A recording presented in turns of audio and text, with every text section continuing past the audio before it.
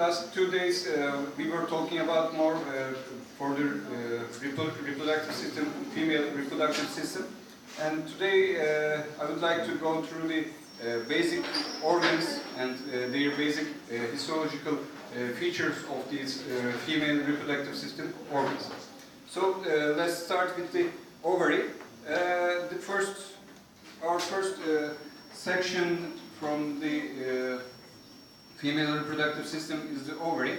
So as you see, our general knowledge about the ovary is here clearly visible. Here we can see a single germinal epithelium surrounding all through the ovarian surface. The ovary surface is lined with a germinal epithelium. It is usually a cuboidal epithelium. If we increase the magnification, I will do it later, we can easily see the cuboidal shaped cells. And below the germinal epithelium, you can see, is it necessary to use the microphone, or can you hear me? Okay, I will continue like that. Below the germinal epithelium, there is a tunica albuginea surrounding just beneath the germinal epithelium. And just below the tunica albuginea, ovarian cortex is present. And ovarian cortex is usually starts below the tunica albuginea and lasts until to the mesovarium, the ovarian medulla. Okay, excuse me, not mesovarium, the medulla. We will see the medulla when I move the section. And we can see the just below the cortical regions. Many here you can see primordial follicles, and then different stages of follicle development. There are all different. There are many follicles at different developmental stage. So I will just once more move back and forth, up, okay, and then down.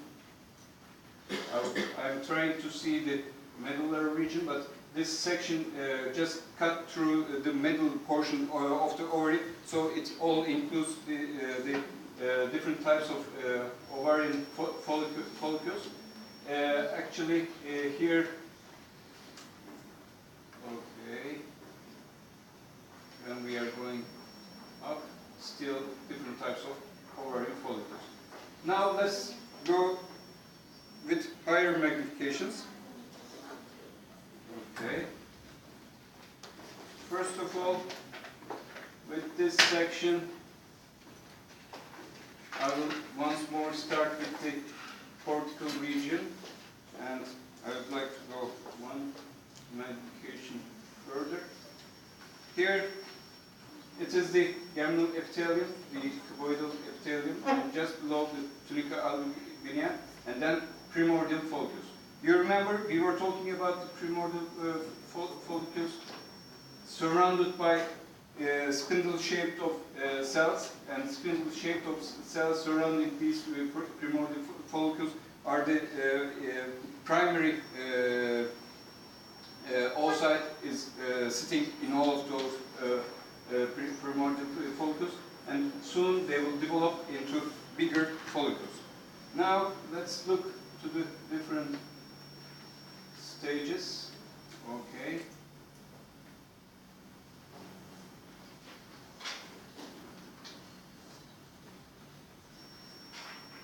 One oocyte here, another follicle.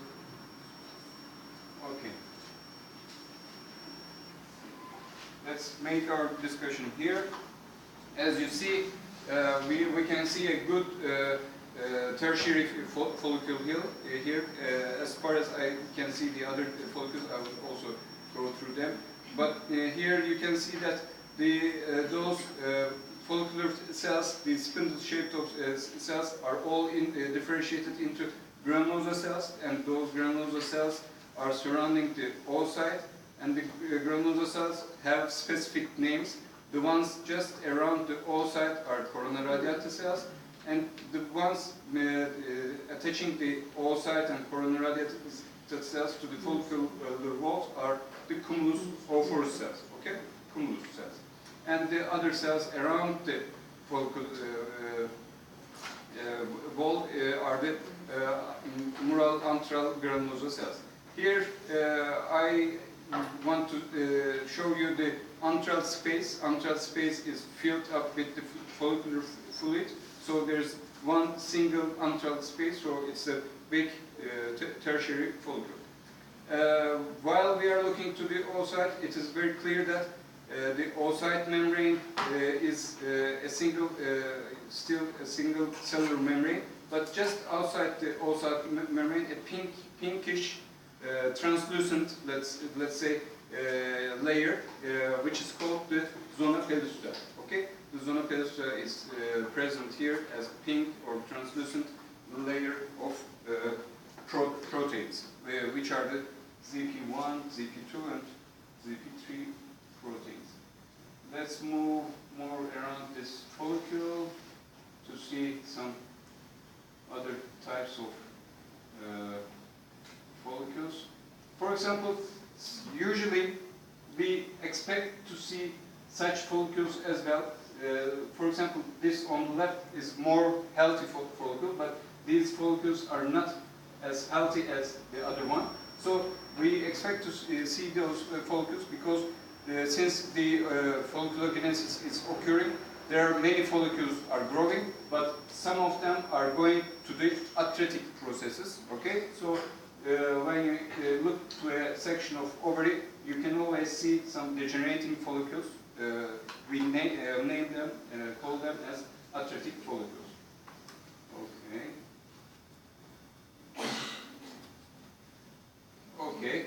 Another smaller follicle, which was initial form of this follicular growth, still the oocyte in the middle. The translucent zona pellucida is, you see, present, but not thick as this one. This is more thicker, the zona pellucida, the pinkish layer, but this zona pellucida is not thick as the other one. So this is more earlier stage follicle. So this is primary, or let's say secondary, because the granulosa cells are present more and more. So primary getting into the secondary stage follicle.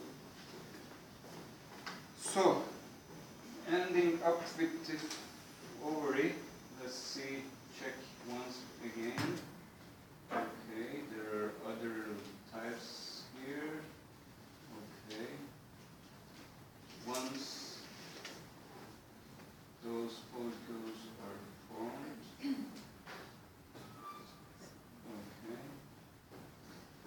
okay. Actually, I'm trying to observe some more earlier forms, but I will try to check another section.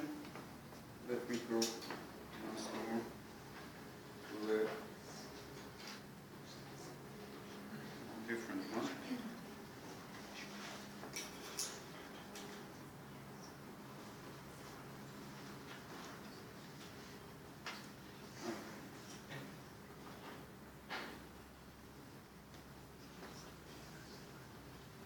I'm not going into too much detail about the cortex medulla, but here we can see other structures, bigger grapheme follicles, you see, big ones, the grapheme follicles, and still we can see the ovarian hilum here with the connecting mesovarium structures over here, and ovarium hilum is densely occupied with the arteries and veins and some nerve endings. So this is a part of medullas and stroma. So ovarian hilum and the continuation of the hilum with the tuba eterna is clearly visible. Just to remind you, the ovarian hilum and medulla, and then.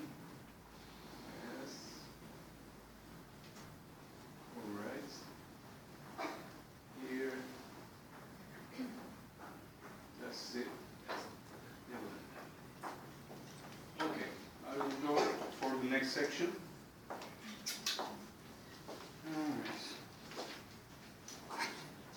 The next section is with the uterus. The uterus. Actually, we will first of all continue with the oviduct, and then uterus.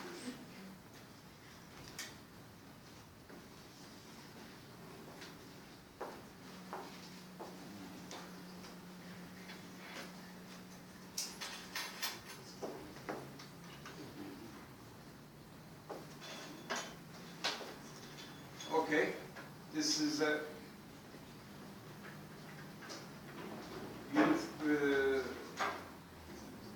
lumen with the lumen and the surrounding tissue, uterine ducts, or we call them the oviducts.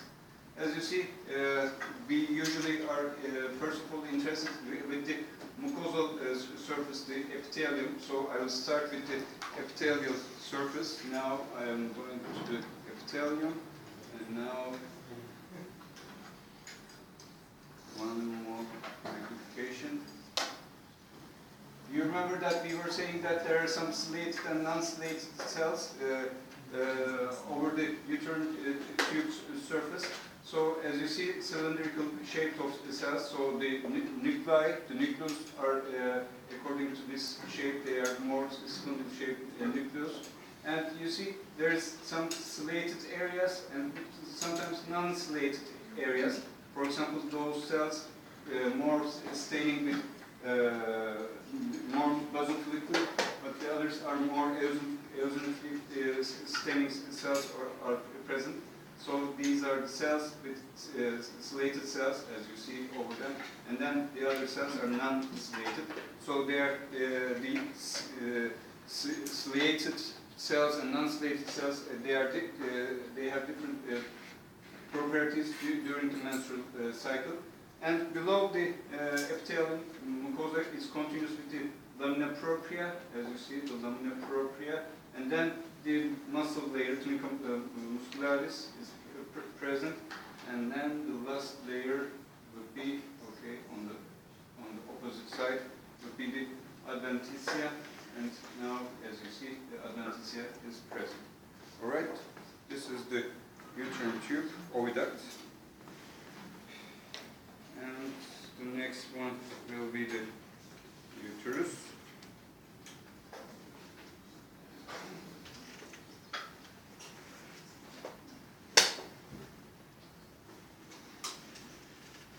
With the uterus, again, we would like to start with the observing a uniform mucosal surface and then the other tissues. Here you see that the mucosa is present here with the epithelium, endometrial epithelium. Let's see with a higher magnification. Here we can see that. Okay. This epithelium is very much cuboidal and sometimes according to the shapes of the nucleus cylindrical, but usually cuboidal. And below the epithelium, again, dense lamina propria is continuous, and through the lamina propria, you can see the glands, the lumen of the glands, uterinal glands, and they are all very much populated through the lamina propria, and this is how we can observe the endometrium. Okay, this section is obtained from a total uterus sample, but the first part of the section is the endometrium until this mucosal area, and then the last part would be the myometrium. Okay, now we are going through the myometrium. But since those muscle cells are transverse and longitudinal oriented, there isn't any very clear orientation of those muscle cells, but you can always see some longitudinal sections and inner circular sections here of the smooth muscle cell. Okay, this is a deep portion of the myometrium. We are going just through the myometrium here. Okay, up to the other wall. Okay, until to the adventitial portion. Again, it is important for us to determine the glandular structures during the earlier periods of the uterine cycle. You remember that we can observe that these glandular structures are more and more proliferating, but later on the last half of the menstrual cycle, these glandular structures are more spirally shaped glandular lumens, so they are more spiral shaped lumens. So we can understand that this section belongs to a secretory phase, okay? Not the proliferatory phase, so this is already proliferated, but now it is now secretory phase uterus. I'm going to the next section, which would be the vagina.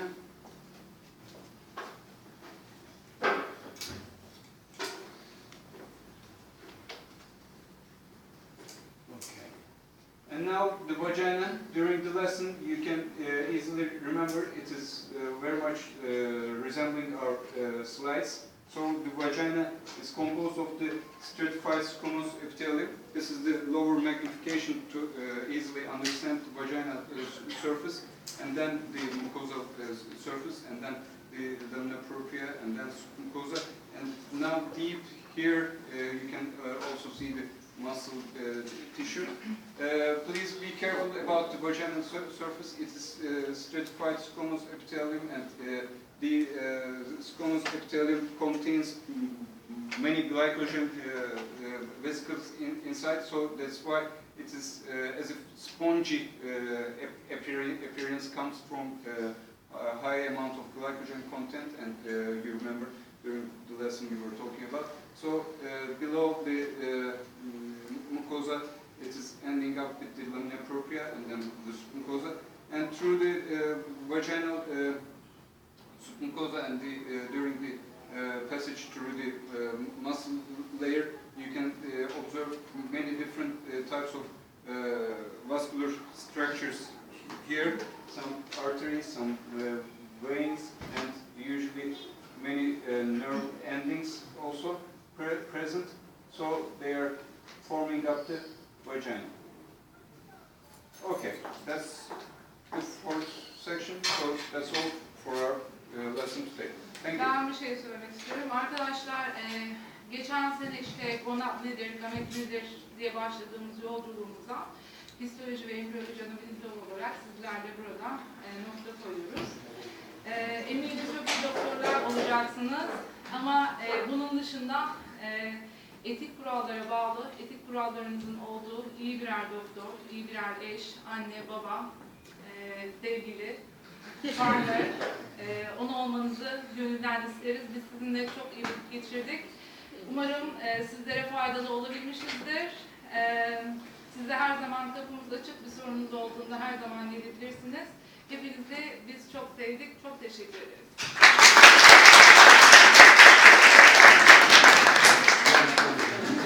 Allah